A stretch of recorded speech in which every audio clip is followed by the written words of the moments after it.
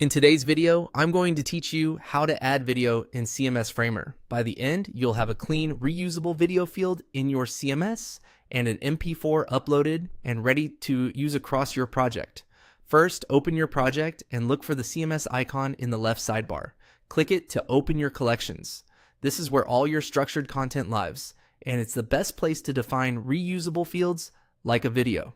Next, choose the collection you want to update and click Edit Fields. This brings up the schema editor where you control which fields each item in that collection can have. We're going to add a single field dedicated to a video file. Click the plus icon to add a new field. You'll be asked what type of field you want. Choose File.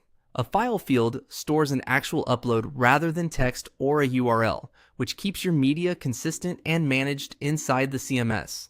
Give the field a clear name like video, and optionally, a short description so teammates know what it's for. In the file settings, find the area for allowed file types and type .mp4.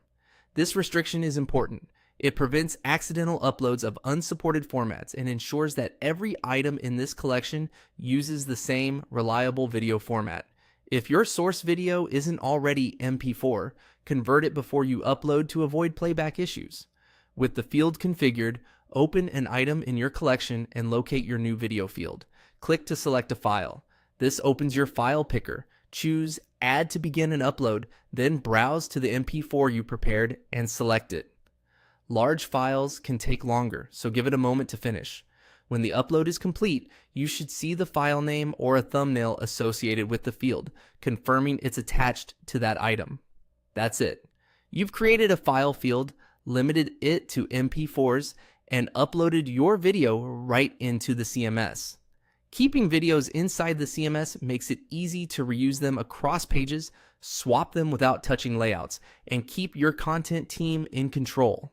A quick tip: keep file sizes reasonable for faster loading and use clear, versioned file names so you always know which clip you're working with. Thanks for following along.